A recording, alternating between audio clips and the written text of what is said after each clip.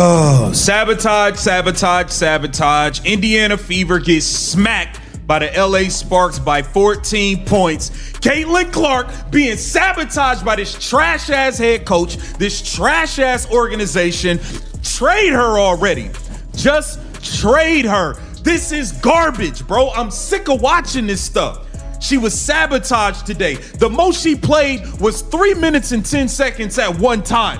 What if I told you that the most electrifying player in women's basketball history, the woman who single-handedly dragged the WNBA into the mainstream, was being systematically dismantled by her own team, not by opponents, not by injuries, not by the natural growing pains of a rookie adjusting to the professional game, by her own coaching staff, by her own organization, by the very people who are supposed to be building a franchise around her generational talent. On a Tuesday night in Los Angeles, the Indiana Fever lost to the LA Sparks by 14 points. On the surface, just another regular season defeat. Happens every week across every professional league in the world. But beneath that final score lies a story so baffling, so inexplicable, so fundamentally contrary to everything we know about winning basketball, that it's forced fans, analysts, and insiders alike to ask a question that should never have to be asked about a franchise player. Is the Indiana Fever sabotaging Caitlin Clark? This is the story of one game, one coaching decision, and one organization's apparent commitment to destroying the best thing that ever happened to them. The final score read LA Sparks over the Indiana Fever by 14 points, a double-digit loss on the road. In isolation, it barely registers. Teams lose road games all the time. Travel fatigue, hostile crowds, unfamiliar rims. There are 100 reasons why a team might drop a game away from home. But this game was different. This game wasn't decided by the LA Sparks playing inspired basketball, though they certainly did. It wasn't decided by some last-second collapse or a few unfortunate bounces. This game was decided before the opening tip. It was decided in a coaching office on a whiteboard in a strategy session where someone, presumably head coach Stephanie White, decided that Caitlin Clark, the most valuable rookie in WNBA history, would play exactly 15 minutes. Not 15 consecutive minutes, not two halves of 7.5 minutes each. 15 minutes broken into fragments so small, so disjointed, so fundamentally useless that they barely qualified as playing time at all. The most consecutive minutes Caitlin... You mean to tell me the bright idea, the huge reveal for the Indiana Fever, the plan for Caitlin Clark is we're going to play her for 2-minute spurts, and then we're going to take her out, and she's going to go sit on the bike for 15 minutes. Then we're going to put her in.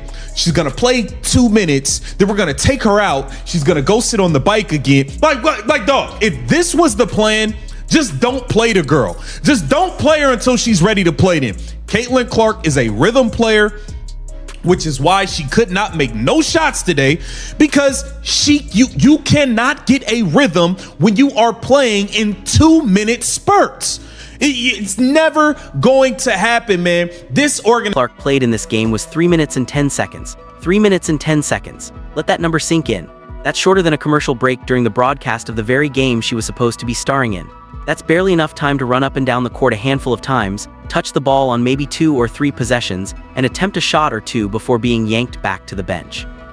And what did she do on that bench? She sat on a stationary bike, pedaling, going nowhere, while her team crumbled around her, while the LA Sparks built a lead that would never be relinquished, while the fans who tuned in specifically to watch her play watched an empty court where a superstar should have been standing.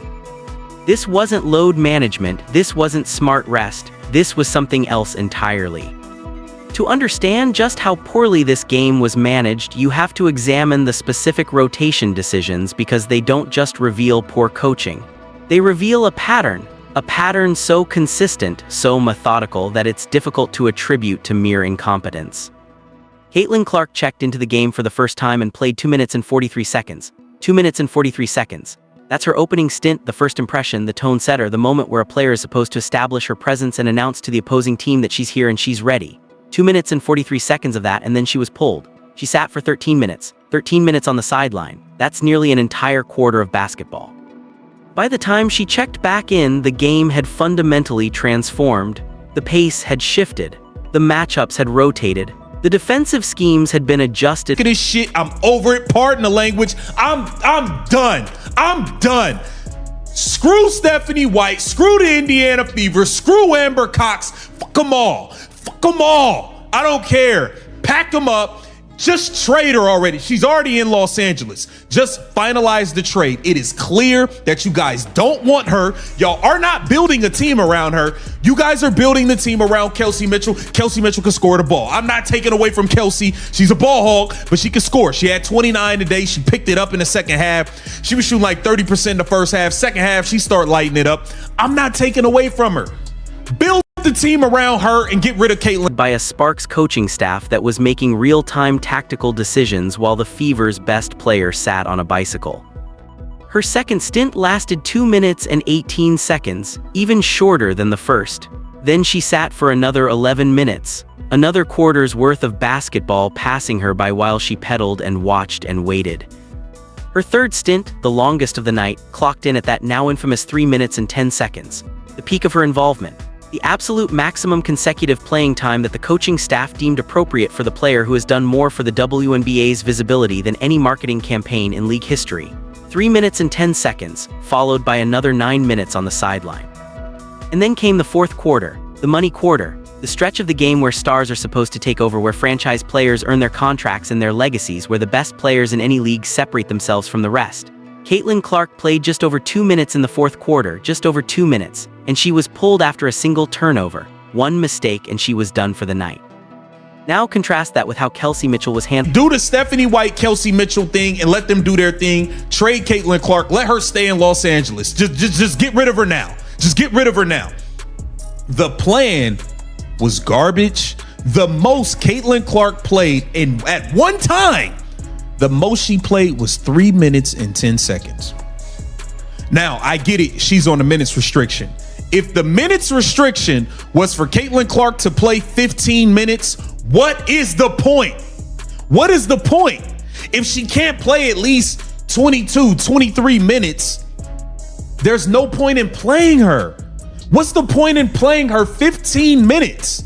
It's no point. It was stupid. And I feel like this is sabotage to minimize her stats. The girl had 9 points today. 9 points and 3 assists. Her stats are about to tumble now. In the exact same game by the exact same coaching staff. Mitchell played 34 minutes. When she had turnovers in the first half, and she had several, she stayed on the floor. When she was shooting poorly early in the game, hovering around 30% from the field, she stayed on the floor. Nobody pulled her. Nobody sat her on a bike. Nobody decided that her struggles warranted a trip to the bench for extended stretches of inactivity. She was trusted to work through her rough patch, and that trust paid off. By the second half, Mitchell was on fire, going 5 of 9 from three-point range, finishing with 29 points on 9 of 18 shooting. She found her rhythm because she was given the opportunity to find it.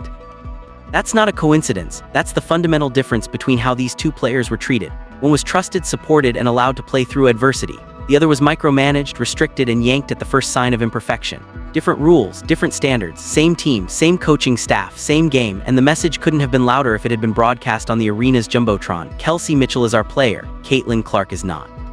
Here's where the basketball science becomes impossible to ignore. Caitlin Clark is and always has been a rhythm player. It's not just a label or a convenient excuse. It's a fundamental characteristic of how she processes the game, how she generates her offense, and how she achieves the kind of performances that made her a household name at Iowa and the most talked about prospect in WNBA draft history. Rhythm players need time. They need consecutive possessions to read how the defense is reacting to them. They need to all calculated. They're trying to lower her stats. This is all sabotage, and it's ridiculous. This was an awful plan by the Indiana Fever. This is what Caitlin Clark did all game. This is what she did all game. She sat on a damn bicycle pedaling all game. Yeah, I mean, it's ridiculous, man. It's ridiculous. And then, I mean, she gets benched in the fourth quarter. She gets benched after a turnover. Kelsey Mitchell never gets benched after her turnovers, ever. This is ridiculous, man. I am done with this team. I am done with this staff. I just want them to blow it up already. She's not even playing tomorrow. Why play her for like, if she's not playing tomorrow, why can't she just play today? See their first shot go through the net or clank off the rim so they can adjust their mechanics. They need to feel the pace of the game, sense when to push in transition and when to slow it down in the half court. They need to develop a feel for their teammates' positioning, for the spacing on the floor, for the tendencies of the officials calling the game. All of that takes time. Consecutive, uninterrupted time. You cannot manufacture that rhythm in 2-minute intervals. It is physiologically and psychologically impossible. The human body does not work that way. When an athlete checks into a game, their muscles need time to warm up, their heart rate needs to elevate, their organization is backwards, they are upside down, they're a joke. You got blown out, and I already know everybody's about to blame Caitlin Clark for the loss. Everybody's gonna be blaming her. I'm already prepared for it. They're gonna blame somebody. She was a -16. I'm gonna hold Caitlin accountable for this. I'm gonna hold her accountable for this. She has some late game turnovers that were absolutely, I mean, not late game. She had what? I don't even know how, but she had what, 4 turnovers? 2 of them were her fault. I'll say 2 of them were her fault. Outside of that, I'm not blaming her for 1 of 6 from 3. She's in no rhythm. I'm not blaming her for 4 of 12. This ain't on Caitlin Clark. This is on the damn organization. This is on the head coach. This is on the head coach. Flat out. Flat out, bro. Monique Billings was awful, but she did have 12 rebounds, but she wasn't good. Maisha Hines-Allen played 12 minutes. All zeros across the board, 2 rebounds. Horrible.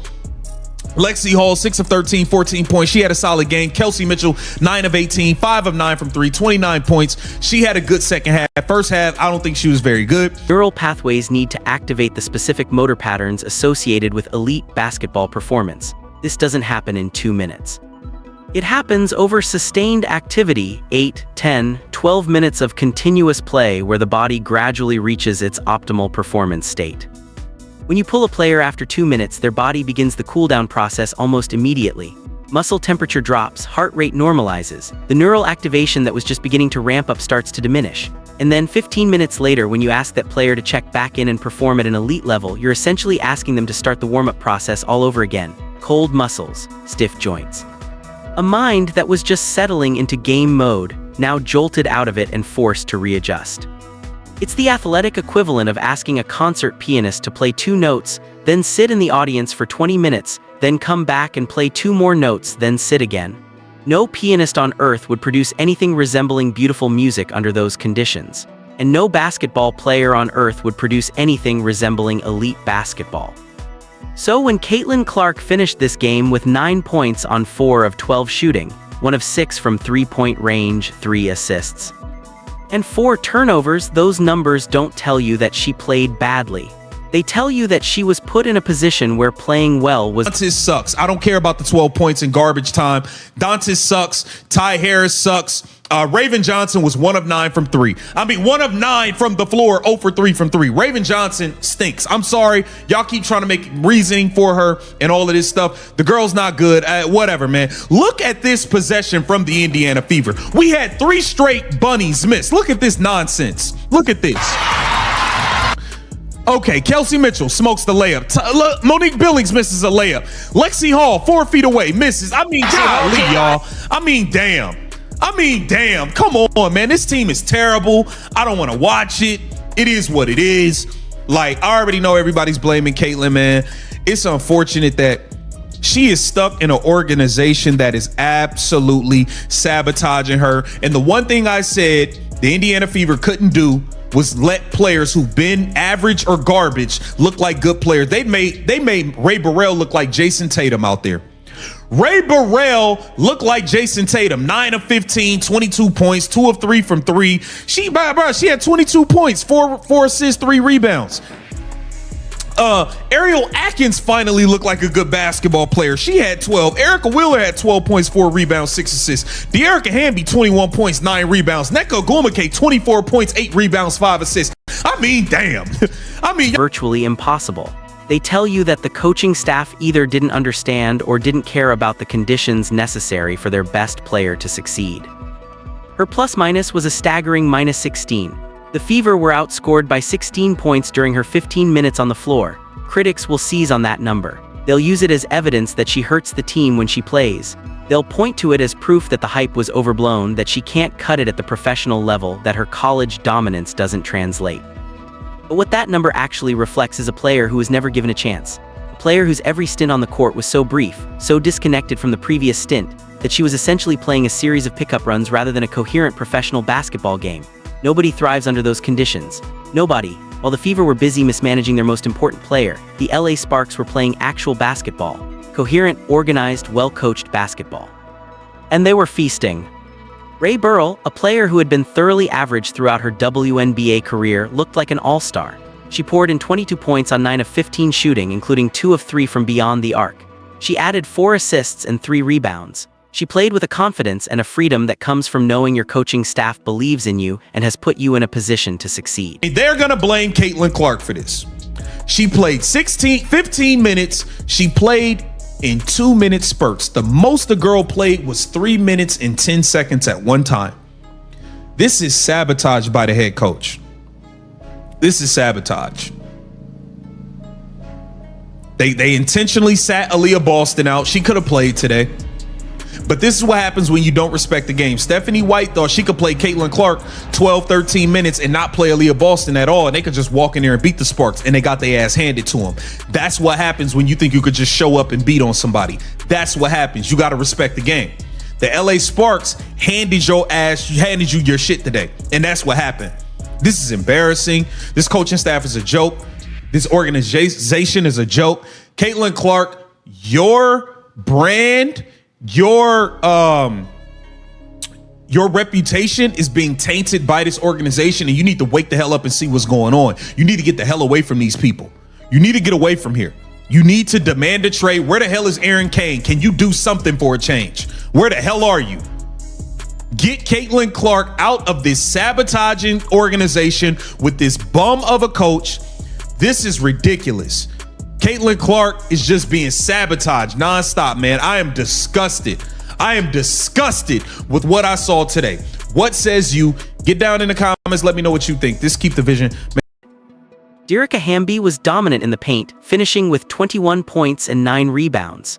She bullied Fever defenders on the block, hit mid-range jumpers over smaller defenders, and controlled the glass on both ends.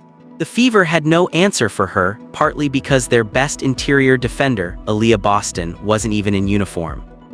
Rickea Jackson contributed 24 points, 8 rebounds, and 5 assists. She was a Swiss Army knife of offensive production, scoring from all 3 levels, creating for teammates, and cleaning up on the boards. She played with a poise and a purpose that made the Fever's defensive efforts look amateurish.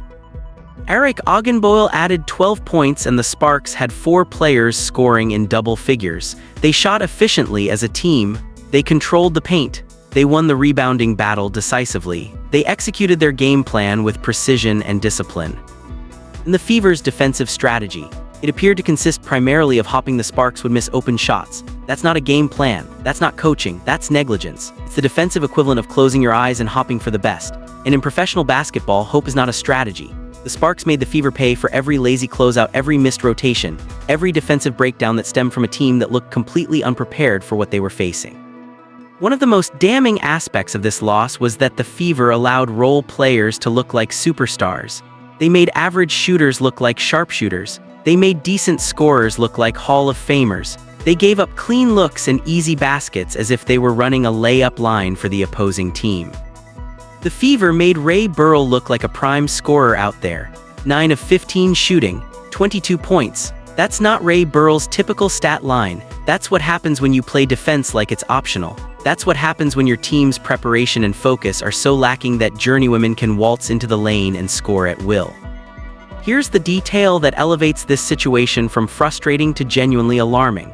Aliyah Boston, the Fever's second-best player, their defensive anchor, their most consistent interior presence, didn't play a single minute in this game. Not one. She sat on the bench in street clothes while her team was dismantled by the LA Sparks. The official explanation was rest and recovery. Standard language, boilerplate injury report terminology that could mean anything from a serious medical concern to a coach's arbitrary decision to give a player a night off. But regardless of the reason, the optics are devastating. Think about the message this sends. You're telling the LA Sparks, an opponent you're supposed to be competing against, that you don't consider this game worth your best effort.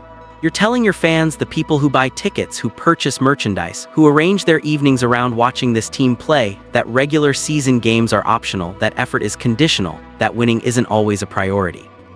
You're telling the WNBA, a league that is fighting for legitimacy, for television contracts, for cultural relevance, that their product isn't important enough to showcase your best players. And you're telling Caitlin Clark, your franchise player, your meal ticket, the woman whose jersey outsells every other player in the league, that she has to go out there with a diminished roster, play in absurd 2-minute intervals, and somehow make it work. This isn't load management. Load management is what championship-caliber teams do when they've clinched a playoff spot and want to preserve their stars for the postseason. It's what the San Antonio Spurs did with Tim Duncan and Manu Ginobili and Tony Parker during dynasty years, when regular season games were meaningful only as tune-ups for what really mattered. The Fever are not the San Antonio Spurs. They're not a dynasty managing their championship window. They're a struggling franchise that has been bad for years, that finally landed a generational talent, and that should be doing everything in their power to build chemistry, develop cohesion, and win as many games as possible to establish a culture of competitiveness. Instead, they're resting their second-best player for no apparent reason and playing their best player in fragments so small they might as well be invisible. If the goal was to rest players, rest them both. Sit Caitlin Clark, sit Aliyah Boston, call it a development game and let the young players and bench warmers get extended run. Fans might be disappointed, but they'd understand. There's a logical consistency to that approach. But playing Caitlin Clark 15 minutes in 2-minute spurts while sitting Aliyah Boston entirely, that's the worst of all worlds. You're not resting your star because she's technically playing. You're not competing because your roster is depleted and your best player can't get into rhythm. You're not developing young players because the minutes are going to veterans in Caitlin's absence. You're accomplishing nothing except making your franchise player look bad and giving your critics ammunition. Now let's be fair, Caitlin Clark is not above criticism. She had 4 turnovers in this game, and at least 2 of them were legitimately her fault: careless passes, ill-advised decisions, the kind of mistakes that a player of her caliber should not be making regardless of the circumstances. She's responsible for those, full stop. But the broader context matters. When you're playing in 2-minute spurts, when you're cold every time you check in, when you know you're going to be pulled the moment you make a mistake, your decision-making changes. You press. You try to make something happen immediately because you know the window is closing. You force passes that you'd normally never attempt because you feel the pressure of limited time. You take difficult shots early in the shot clock because you're not sure you'll get another chance. That pressure doesn't excuse bad decisions, but it explains them. And it places the responsibility squarely on the coaching staff for creating the conditions that led to those bad decisions. Meanwhile, look at the rest of the Fever's roster in this game. Monique Billings grabbed 12 rebounds, which looks productive on paper, but was otherwise invisible on both ends of the floor. Damiris Dantas scored 12 points, but almost all of them came in garbage time when the game was already decided and the Sparks had pulled their starters. That's empty calories, stat padding. Numbers that look fine in a box score but mean absolutely nothing in the context of a competitive basketball game. Ty Harris was ineffective. Maisha Hines-Allen played 12 minutes and contributed nothing, zeros across every meaningful statistical category except for 2 rebounds. 2 rebounds in 12 minutes. That's what you get when you're giving minutes to players who aren't ready for them instead of giving them to the player who is. And then there's Raven Johnson, 1 of 9 from the floor, 0 of 3 from 3-point range. That's a shooting performance so poor that it borders on sabotaging the team from the inside. But unlike Caitlin Clark, Johnson wasn't pulled after her bad possessions. She wasn't benched after her misses. She was allowed to keep playing, keep shooting, keep trying to find her rhythm, the exact courtesy that was denied to the team's best player. The double standard is so glaring it's almost comical. Players who contributed nothing were given extended minutes. Players who shot poorly were trusted to work through it.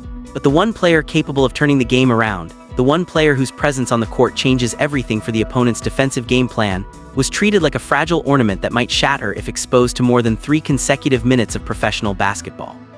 There was a possession late in the game that encapsulated everything wrong with this team on this night. Kelsey Mitchell drove to the basket and missed a point-blank layup. Monique Billings grabbed the offensive rebound and missed the putback. Lexi Hull got the ball 4 feet from the basket and missed again. 3 players, 3 missed shots from point-blank range, 1 possession. That's not bad luck. That's not a random occurrence. That's a team that's broken. A team that's pressing. A team that knows on some fundamental level that they're not being put in a position to succeed. So where does this leave Caitlin Clark? Where does this leave the Indiana Fever? And where does this leave the WNBA? The calls for a trade are growing louder, and they're no longer confined to the fringes of social media. Serious basketball observers are starting to question whether Indiana is the right fit for Caitlin Clark, whether this organization has the infrastructure, the coaching, and the institutional will to build a championship team around her. Because here's the uncomfortable reality that nobody in the Fever's front office wants to acknowledge. This team is being built around Kelsey Mitchell, not Caitlin Clark. Mitchell is the one getting 34-minute games. Mitchell is the one who's trusted to shoot through slumps. Mitchell is the one whose turnovers don't result in immediate benchings. Mitchell is the focal point of the offense, the player the system is designed to feature, the veteran whose comfort and confidence take priority over everything else. And look, Kelsey Mitchell is a legitimately excellent basketball player, 29 points on 9 of 18 shooting in this game, 5 of 9 from three-point range in the second half. She can score the ball at an elite level. She's proven it over multiple seasons. Nobody is disputing her talent or her value. But if you're the Indiana Fever and you have both Kelsey Mitchell and Caitlin Clark on your roster, the basketball calculus is straightforward. You build around the player with the higher ceiling. You build around the player who doesn't just score but who makes everyone around her better. The player who attracts double teams that create open looks for teammates. The player whose gravity distorts defensive schemes. The player whose passing ability and court vision elevate the entire offense. That player is Caitlin Clark. What would a trade look like? The LA Sparks are an obvious destination. Caitlin Clark was already in Los Angeles for this game. The Sparks have cap space, veteran leadership, and a coaching staff that would understand how to feature a player of her caliber. Imagine her running pick-and-rolls with Derica Hamby. Picture her in transition with Rickea Jackson filling the lanes. Envision her playing 35 minutes a night in a system specifically designed to maximize her shooting, her passing, and her ability to control the tempo of a game.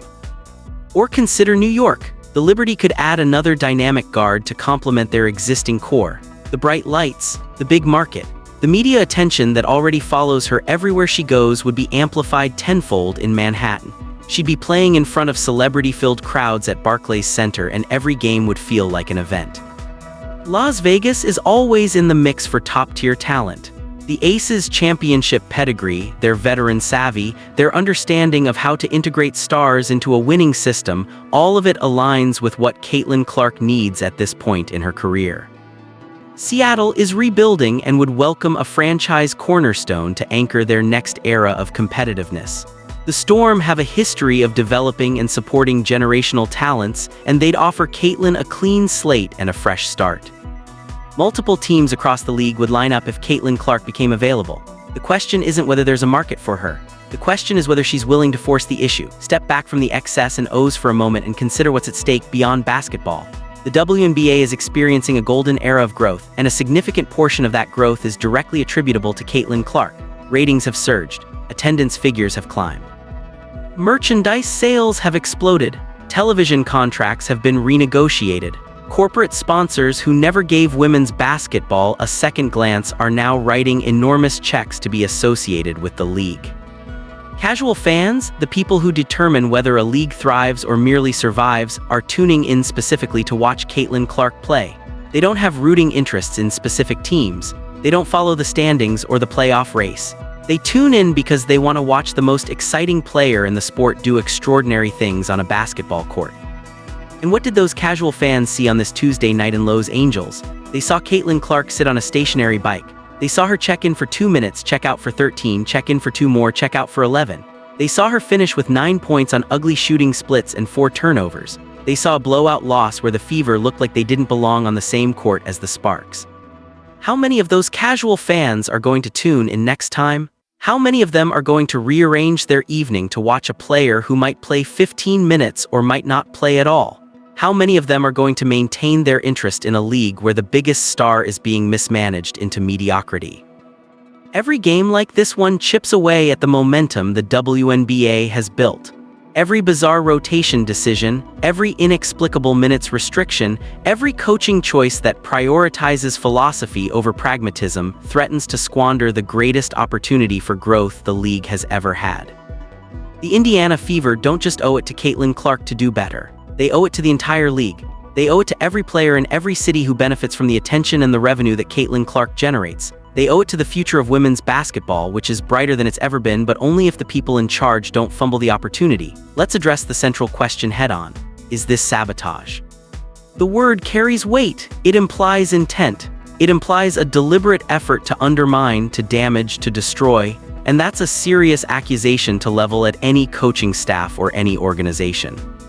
But consider the evidence. The minutes restriction served no obvious medical purpose. If Caitlin Clark wasn't healthy enough to play normal minutes, she shouldn't have played at all. If she was healthy enough to play, she should have been given enough consecutive minutes to actually contribute.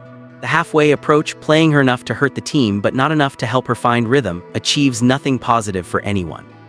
The rotation pattern was designed, whether intentionally or not, to prevent her from establishing any kind of flow. 2-minute spurts separated by double-digit minute breaks is the exact opposite of how sports science says you should manage a player returning from injury. You want sustained moderate activity that gradually increases in duration as the player demonstrates readiness. You don't want fragmented microstints that prevent the body from reaching its optimal performance state. The double standard in how different players were treated is impossible to ignore. Kelsey Mitchell played through struggles and was rewarded with rhythm and big numbers. Caitlin Clark was pulled at the first sign of difficulty and never given a chance to recover. Same coaching staff, same game, radically different approaches. Aliyah Boston's absence removed the one player whose presence might have masked some of the problems created by Clark's restricted minutes. Without Boston anchoring the paint, the Fever were vulnerable inside, which put more pressure on the perimeter players, which made Clark's limited minutes even less productive than they might otherwise have been. And the timing of the benching in the fourth quarter after a single turnover, with the game still theoretically within reach, sent an unmistakable message about where Clark stands in the team's hierarchy. Is all of this definitive proof of sabotage? No, there could be internal factors that fans and media aren't privy to. There could be medical considerations that haven't been publicly disclosed. There could be philosophical disagreements between the coaching staff and the front office that are playing out in real time on the court. But when you eliminate the logical explanations, when you remove all the basketball reasons that might justify this approach, you're left with something that looks deliberate. You're left with a pattern of decisions that consistently disadvantage the team's most talented player while protecting and featuring others. You're left with an organization that seems more interested in proving a point than in winning basketball games. Maybe the point they're trying to prove is that the team doesn't revolve around Caitlin Clark. Maybe it's that Kelsey Mitchell deserves to be recognized as the franchise's cornerstone. Maybe it's that rookies, even historically great ones, need to earn their place according to the coaching staff's standards, regardless of what those standards actually are or whether they serve the team's best interests. Whatever the motivation, the result is the same. The team loses, the star player looks diminished. The fans are outraged, the organization's credibility erodes a little more, and the window to build something special gets a little smaller. In professional basketball, the teams that win championships are the ones that adapt. They recognize what their players do well and they construct systems around those strengths. They empower their best players to be their best selves. They don't force square pegs into round holes. They don't let ego or philosophy override common sense. They don't sacrifice wins on the altar of proving a point. The teams that fail are the ones that do the opposite. They prioritize system over talent. They demand that players conform to predetermined roles regardless of fit. They let stubbornness masquerade as discipline and call it coaching. Right now, the Indiana Fever are one of those failing teams. Not because they lack talent. Caitlin Clark and Aliyah Boston represent a foundation that most franchises would trade their entire roster to acquire.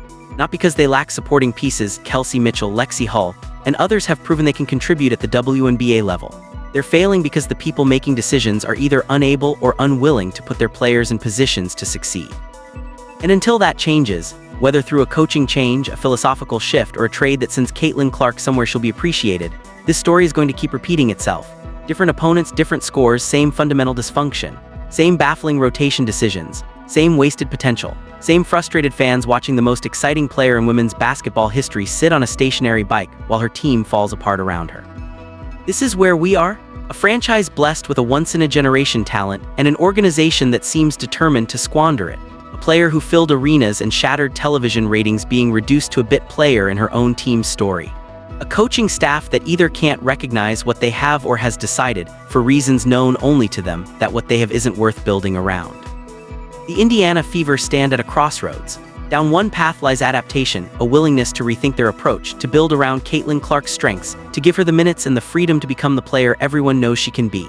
Down the other path lies more of the same, more bizarre rotations, more wasted games, more frustrated fans, and eventually, inevitably, the departure of a player they never deserved in the first place. History will remember what happens next. It will remember whether the Fever chose to rise with Caitlin Clark or whether they chose to let stubbornness and ego drive away the greatest opportunity they'll ever have. The clock is ticking, the bike is spinning, and Caitlin Clark deserves better than this.